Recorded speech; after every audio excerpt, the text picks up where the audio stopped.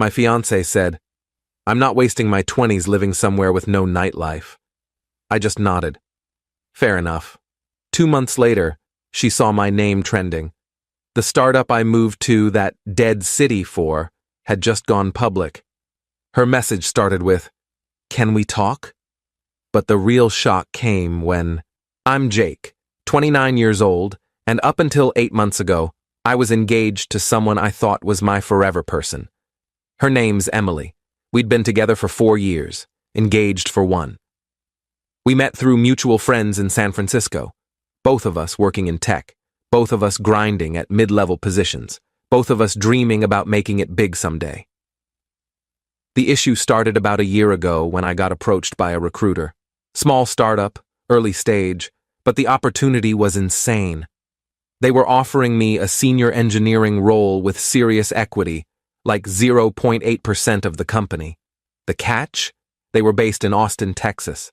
Not exactly a dead city, but Emily had a very specific vision of what her 20s should look like, and Austin wasn't it. I remember the night I told her about the offer. We were in our tiny one-bedroom apartment in the Mission District, eating Thai takeout on our second-hand couch. I'd been sitting on the news for 2 days, trying to figure out how to bring it up. "So I got contacted about a job opportunity," I said, keeping my tone casual. She looked up from her pad thai. "Yeah? Another recruiter trying to poach you?" "Kind of. It's a startup. Really early stage, but the role is incredible. They want me to lead the entire back-end infrastructure." "That sounds amazing." She smiled. "What's the company?" "It's called Apex Analytics. They're doing AI-driven data processing for enterprise clients. The tech is legitimately revolutionary.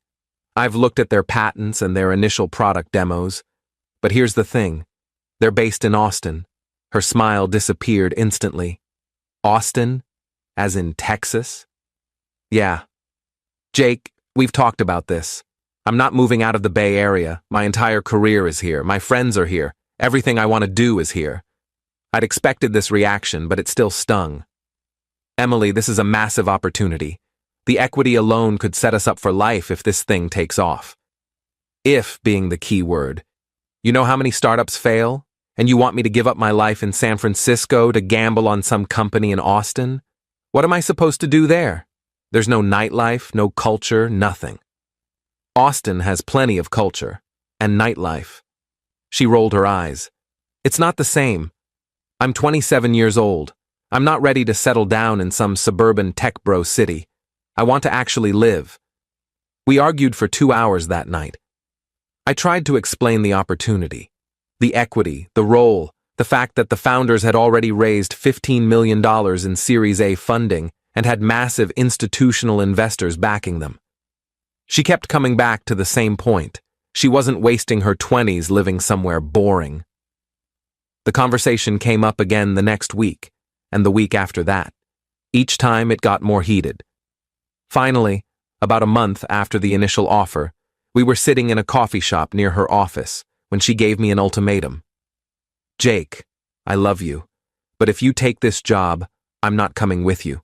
I can't. I won't." I stared at my coffee. "So what are you saying?" "I'm saying you need to choose. Me or the job. That's not fair, Emily. You're asking me to give up a career-defining opportunity. And you're asking me to give up my entire life." We sat in silence for what felt like forever. Finally, I said, "What if I turn it down? What if I stay here? Then we keep building our life together. We get married next year like we planned. We figure it out.